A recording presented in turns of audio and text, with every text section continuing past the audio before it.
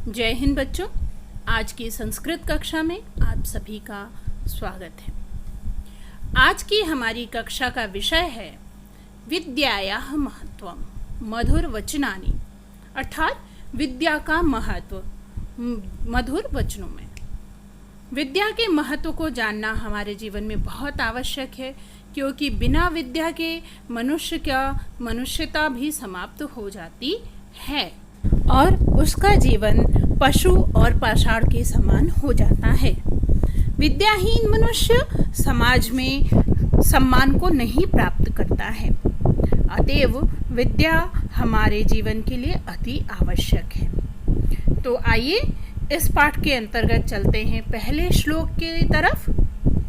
पहला श्लोक है येषां न विद्या न तपो न दानं ज्ञानं न शीलं न गुणो न धर्मः ते मर्त्यलोके भुवि भारभूता मनुष्यरूपेण मृगाश्चरन्ति। अर्थात येषाम का अर्थ होता है जिनके पास, न विद्या न तपो न दान, जो लोग इसके पास न विद्या है न तप है न दान है, ज्ञानम न शीलम, ज्ञान नहीं है, शीलता सौम्यता धैर्य नहीं है, कोई गुण नहीं है और न ही वो धार्मिक है, धर्म पर का आचरण करने वाले हैं। ऐसे लोग इस मर्त्य लोके, ऐसे लोग इस मर्त्य मतलब मृत्यु लोक, पृथ्वी लोक को मृत्यु लोक भी कहते हैं। ते मर्त्य लोके, वे इस मृत्यु लोक यानी पृथ्वी लोक पर भुवि भारभूता, भुवि मतलब पृथ्वी पर, भुवि होते हैं भारभूता, भार के समान है। मनुष्य रूपेण, मनुष्य के रूप में, मृगाश्चरन्ति, मृगाः मतलब यहाँ मृग हिरण से ही नहीं, मृग का मतलब जानवर भी होता है, पशु भी होता है। तो जिस प्रकार पशु पक्षी मृग बिना किसी ज्ञान के, विद्या के, तप के, दान के इस धरती पर बिना किसी कारण के घूमते रहते हैं, उसी प्रकार मनुष्य भी इन सब गुणों से हीन होकर के इस पृथ्वी पर घूमता है, अर्थात उसका मनुष्य होना व्यर्थ हो जाता है। इसलिए हमें अपने जीवन में इन सभी गुणों को, विद्या, ज्ञान, तप, दान, धर्म आदि को सदैव अपनाना चाहिए, क्योंकि इन्हीं के आधार पर मनुष्य और पशु में अंतर स्पष्ट होता है। आइए आगे चलते हैं अगले श्लोक की ओर। यस्य नास्ति स्वयं प्रज्ञा शास्त्रं तस्य करोति किम लोचनाभ्यां विहीनश्च दर्पणं किम करिष्यति। यस्य नास्ति स्वयं प्रज्ञा शास्त्रं तस्य करोति किम लोचनाभ्यां विहीनश्च दर्पणः किम करिष्यति। अर्थात जो व्यक्ति, यस्य जिसके नास्ति नहीं है, स्वयं प्रज्ञा यानी स्वयं की बुद्धि नहीं है, स्वयं को ज्ञान नहीं है, शास्त्रम तस्य करोति किम, तस्य मतलब उसका, शास्त्र, किसी भी तरह का शास्त्र उस व्यक्ति का क्या कर सकता है जिसके पास स्वयं बुद्धि नहीं है।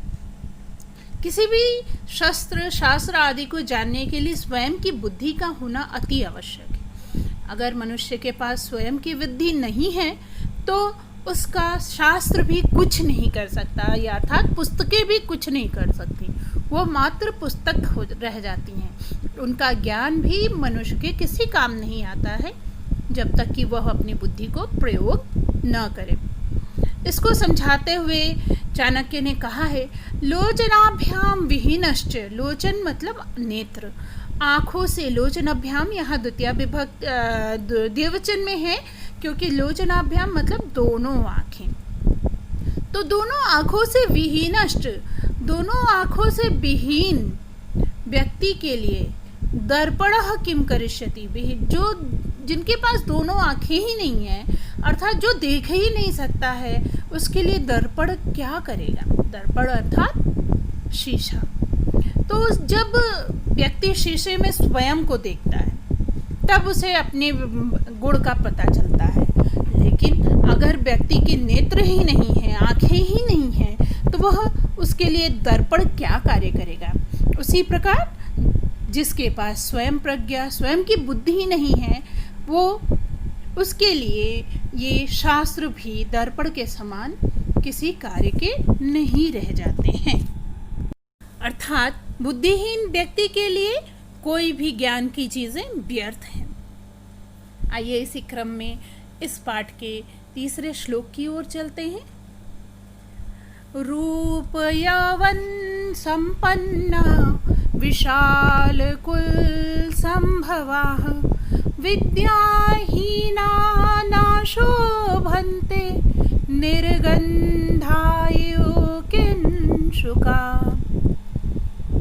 कवि कह रहे हैं कि जिस प्रकार रूप यानी सुंदरता, यौवन से संपन्न, रूप और यौवन से, रूप और युवावस्था से संपन्न विशाल कुल संभवा। विशाल कुल मतलब बड़े ऊंचे घराने में, कुल में उत्पन्न, संभवा मतलब उत्पन्न होना, जन्मा। चाहे कोई भी हो, वह बड़े रूप यौवन से, सुंदरता से संपन्न है, बहुत ही सुंदर है और बहुत अच्छे उच्च कुल में संभव जन्म लिया है। लेकिन अगर वह विद्याहीन है, विद्या से हीन है, जिसको पास कोई विद्या नहीं है, वह उसी प्रकार शोभित नहीं होता है, शोभा नहीं देता है जिस प्रकार निर्गंधा एवं किंशुका। किंशुक का मतलब होता है पलाश के फूल। देखने में तो बड़े सुंदर होते हैं लेकिन उनमें कोई सुगंध नहीं होती है, तो वो उसी प्रकार शोभित नहीं होते हैं जिस प्रकार बिना सुगंध के किंशुक के यानी पलाश के फूल होते हैं। अर्थात पलाश के फूल देखने में दूर से बड़े सुंदर लगते हैं, लेकिन जब पुष्प की जो विशेषता होती है कि खुशबू देना, सुगंध देना, वह पलाश में नहीं होता है। लोग जब उसके पास जाते हैं तो उसकी निर्गंध के वजह से उसको कोई भी पसंद नहीं करता है। उसी प्रकार उच्च कुल में उत्पन्न हुए किसी भी व्यक्ति का, चाहे वो कितना सुंदर हो, पहला आकर्षण तो होता है रूप यौवन, किंतु जब उसके समीप जाइए तो उसकी भाषा, उसकी बोली, उसका ज्ञान हमें बता देता है कि वो उस कुल के लायक है या नहीं। वो इसलिए उच्च कुल में जन्म लेने वाला व्यक्ति ही शोभित नहीं होता है जब तक कि वो विद्या से युक्त न हो। अतएव प्रत्येक मनुष्य को विद्या का जरूर महत्व समझते हुए विद्या को अपनाना चाहिए, विद्या ग्रहण करनी चाहिए, विद्या प्राप्त करनी चाहिए, क्योंकि यही विद्या हमें समाज में सम्मान भी दिलाती है। हमारे ज्ञान के कारण ही लोग हमें जानते हैं और हमारा सम्मान करते हैं। अतएव हम अगर बहुत ऊंचे कुल के नहीं हैं, बहुत सुंदर नहीं हैं, तब भी वो स्वीकार योग्य है, लेकिन विद्याहीन मनुष्य समाज में बिल्कुल भी स्वीकार नहीं किया जाता, क्योंकि विद्या के कारण ही लोग उनका सम्मान करते हैं।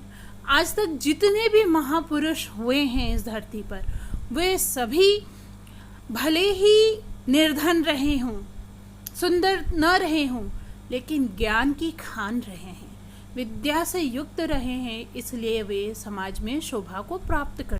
अतएव हमें भी बाहरी सुंदरता को त्याग करके भीतरी सुंदरता को अपनाते हुए विद्या ग्रहण करनी चाहिए एवं विद्या का सदैव सम्मान करना चाहिए। वही हमें समाज में भी सम्मान दिलाती है और उच्च पद प्राप्त कराती है। आज के लिए बस इतना ही।